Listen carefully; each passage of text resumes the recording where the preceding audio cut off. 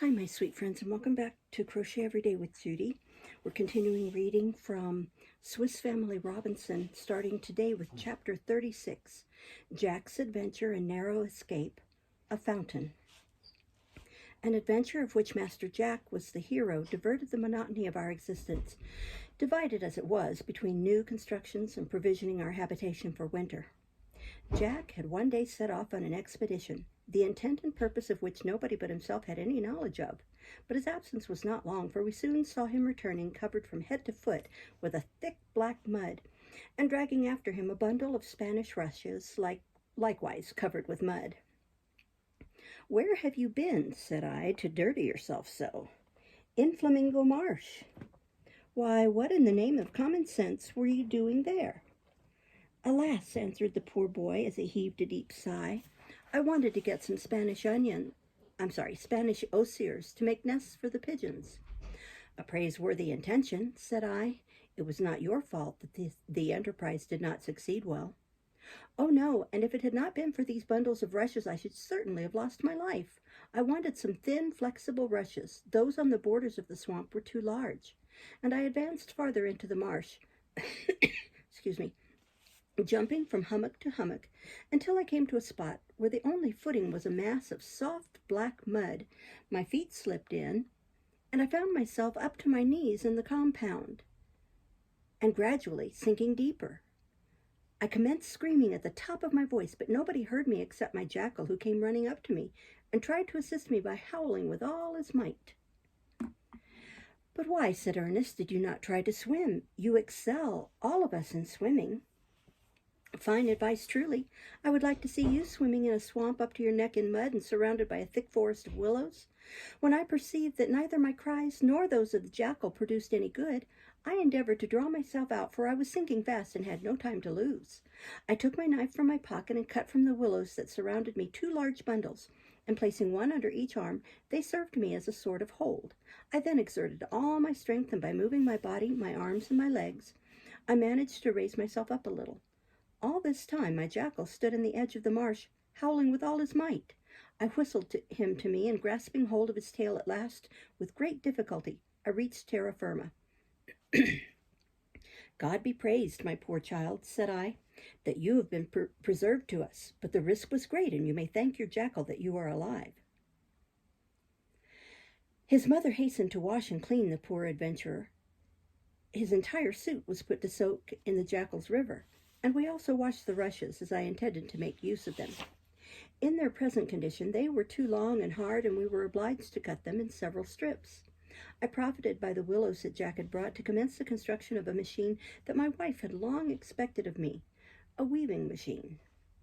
2 rushes, split lengthwise and wound round with pack thread so that they would dry without bending, formed 4 bars to make that part of the machine called the combs.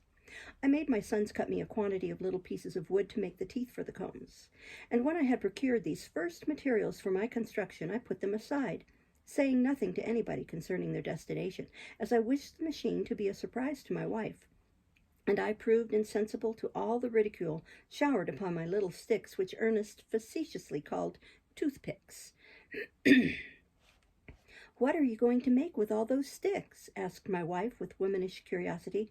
"Oh, nothing but a whim of mine," I answered, laughing. "I intend to make you a superb instrument of music, such as the Hottentots have called a gom-gom. Let me alone, and I promise you, you shall be the first to dance to its melodious sounds." About this time, our onagra gave birth to a beautiful little ass of its species. It was received with pleasure, for it not only added to our number of useful animals, but also afforded us a courser that in future time would make quite a figure in our cavalcades. I gave it the name of Rapid, as I designed him particularly for the saddle, and we saw with pleasure that his limbs were all beautifully proportioned. The approach of the rainy season and the remembrance of the trouble we had had in collecting our animals last year induced us to invent a method to render the service less painful. It was to accustom them to return to their homes at the sound of a conch, in which I had placed a bit of wood like a flute. The pigs were the only ones that we could not manage. They were unruly and loved their liberty too much to be confined. We willingly abandoned them, as the dogs could easily bring them together if desired.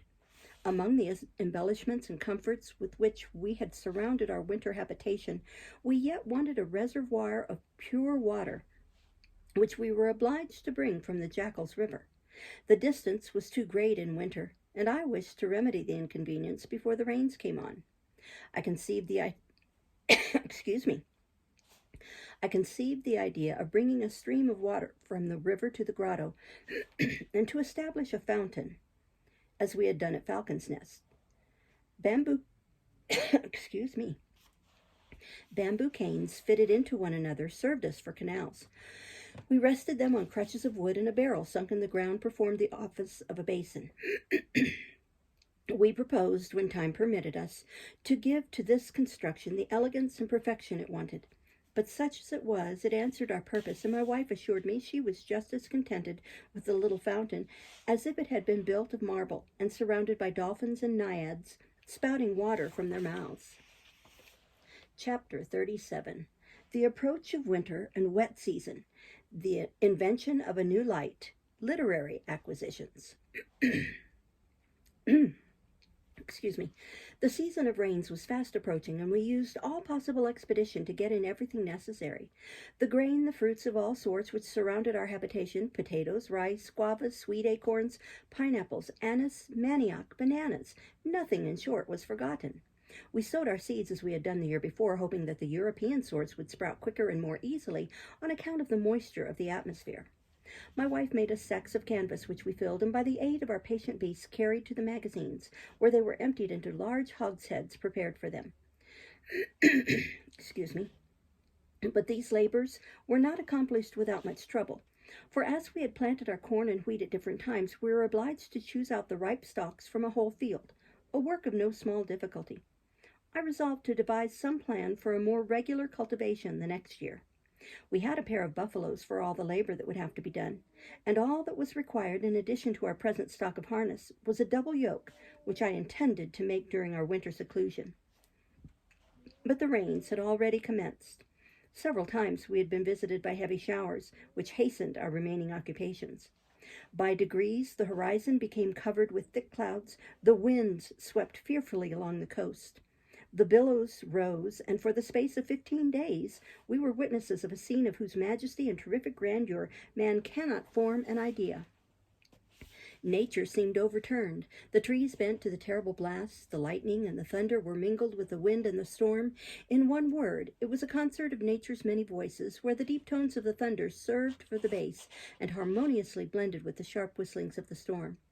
It seemed to us that the storm of last year had been nothing in comparison to it. Nevertheless, the winds began to calm, and the rain, instead of beating down upon us in torrents, began to fall with that despair-inspiring uniformity which we felt would last for 12 long weeks. The first moments of our seclusion were sad enough, but necessity reconciled us to our situation, and we began as cheerfully as possible to arrange the interior of our subterranean habitation. We devoted our attention first to a crowd of minor wants which we only discovered by occupation, but yet were of primary necessity. I have said that our apartments were all on one floor, but the ground had not been carefully leveled, and we set to work to fill up the cavities and cut away the projections, so as to prevent any of us from breaking our necks. The fountain I had made did not answer the purpose, and the one great necessity of a good supply of water was as yet unprovided for. We also made tables and chairs prepared for all the exigencies of our position, and endeavored to render our long confinement as supportable as possible. But there was yet an inconvenience. We had not imagined we wanted light. There were but 3 openings in the grotto besides the door, one in the kitchen, one in the workroom, and a third in my sleeping chamber, the boys' room, and all the rest of our habitation was plunged in the most complete darkness. The light never penetrated into the recesses of the grotto. I discovered that 3 or 4 more windows were necessary, but they could not be made before the return of fine weather, and I devised the following remedy for the defect. Among the bamboos that I had procured as leaders for the water was one of great size which I had preserved. This bamboo I found by chance was just the height of our grotto. I trimmed it and planted it in the ground about a foot deep, surrounding it with props to make it steady. I then gave Jack a hammer, a pulley, and a rope, and appealing to his agility, I asked him to climb the pole. In a moment he was at the top, and after having driven the pulley into the roof of the grotto and thrown the cord over it, he descended safely to the ground. I then suspended to one end of the cord a large lantern which we found in the ship.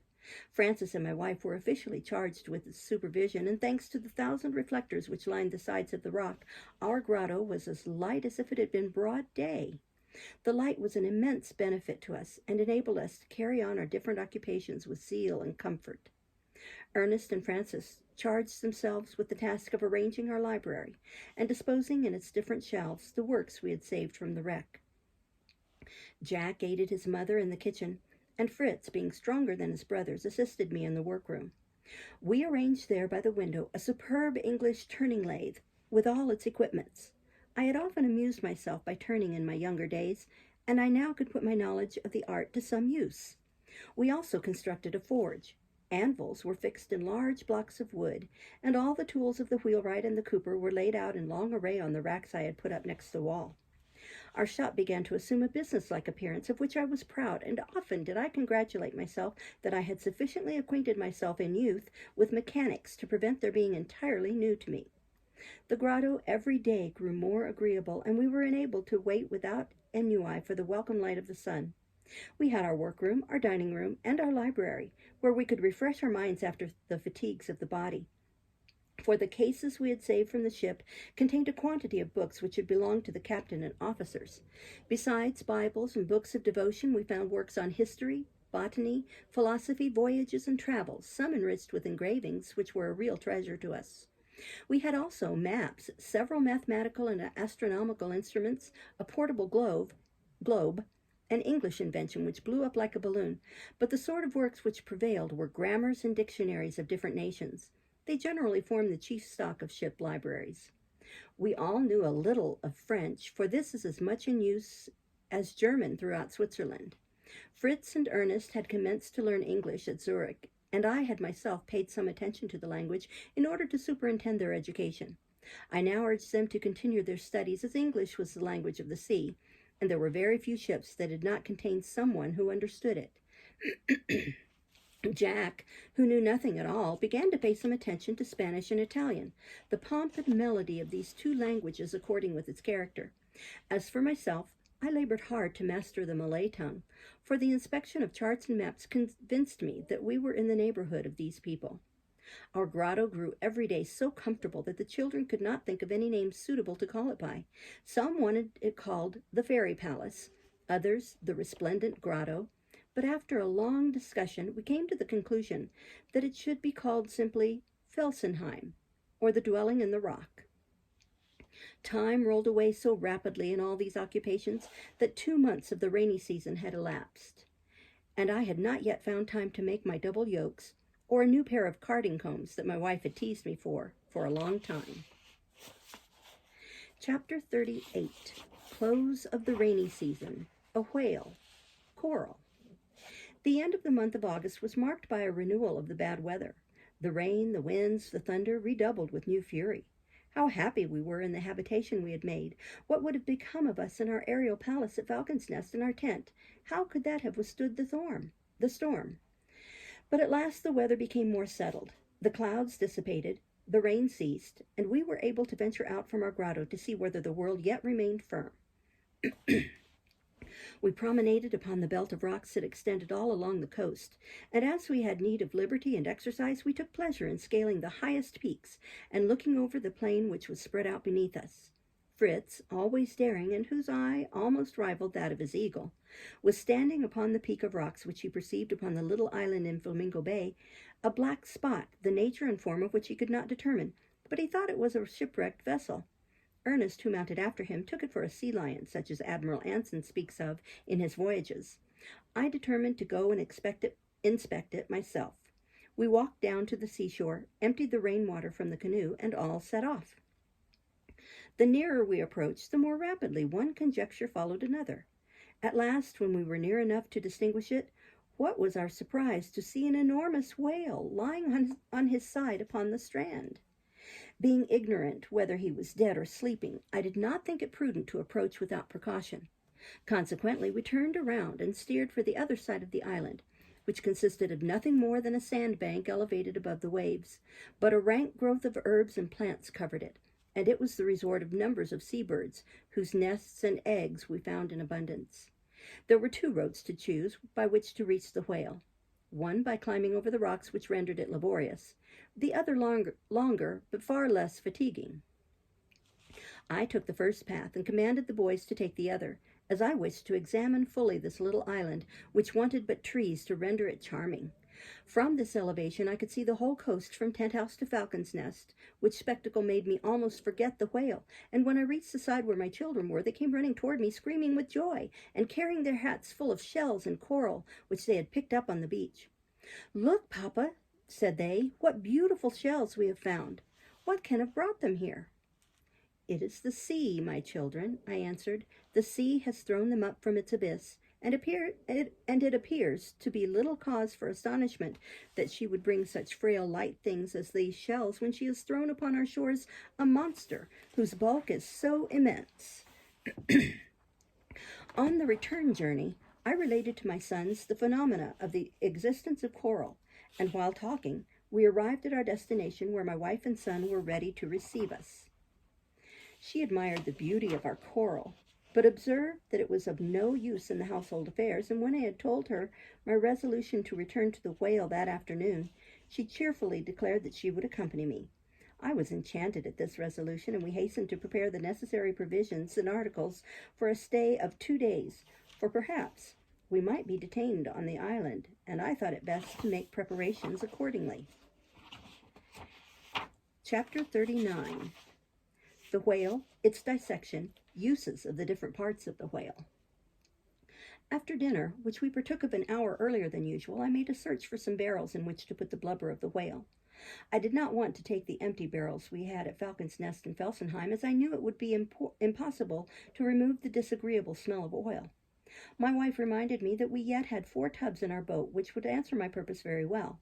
I fastened them to the stern of the canoe, and after having armed my sons with knives and hatchets and saws and all the cutting instruments I could find, we weighed anchor and directed our course toward the island where the whale lay. Our whale looked like those of Greenland. The back was greenish-black, the stomach yellowish, the fins and tail black. I immediately measured it, and I found that it was between 60 and 70 feet long and about 40 in diameter, which is about the ordinary size of these monsters of the deep. My children were astonished at the proportions of the head, which formed a third of the whole creature. Its mouth was immense, and its jaws, which were full 12 feet in length, were furnished with flexible appendages called dewlaps, and which in Europe form an article of commerce. One thing which struck Fritz was the smallness of the monster's eye, which was not larger than that of an ox, and the opening by which his immense mouth communicated with his throat was scarcely the diameter of my arm. Fritz and Jack entered the head of the whale, and working with the hatchet and the saw, cut out the dewlaps, which Francis and his mother carried to the boat. We cut out more than 200 pieces of different sizes. While this was going on, Ernest and I cut several feet deep into the fat which covered the sides of the animal. We literally swam in grease, for walls of solid fat rose on each side of us. But we were not long the only claimants for the whale. A multitude of winged robbers surrounded us, eager to associate in our work. They flew round and round our heads, then gradually approaching, they were so bold as to snatch pieces of fat from our hands. The birds were very troublesome, but my wife having made the remark that their down would be of use to her, I knocked down some with a club and threw them into the boat. I cut from the back of the whale a long and large band of skin, out of which I wanted to make a harness for the ass and the 2 buffaloes. It was a difficult task. The skin was so thick and so hard to cut. The tubs were placed in the canoe, and we set out for the coast with the new cargo we had acquired. It was for us a precious treasure, but far from agreeably obtained. The next morning we again embarked in the canoe, but this time Francis and his mother were left behind, as they could have been of no use in the work I intended, which was to penetrate into the interior of the whale, and if possible to procure some parts of its immense intestines. A fresh wind was blowing, and we soon arrived at the island, which we found covered with gulls and other marine birds, who, in spite of the canvas with which the pieces that had been cut from the whale were covered, had made a plentiful meal. It was necessary to have recourse to firearms to drive away this horde of pillagers. We took care, before commencing our work, to strip off every article of clothing excepting our pantaloons.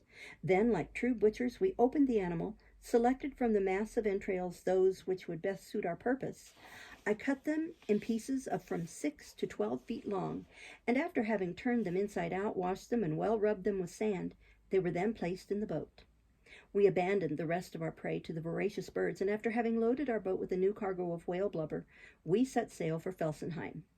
The reason that I had taken so much trouble to obtain the whale's intestines was that I wished to use them as vessels to contain the oil. When we arrived at home, we found my wife anxiously expecting us, but the sight of our greasy habiliments almost frightened her, and she anticipated the labor of washing them with no very pleasurable sensations.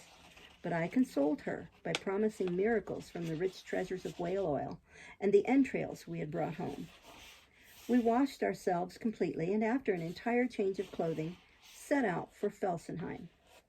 We'll stop there for today and start next time with Chapter 40. Thank you for listening. Bye-bye.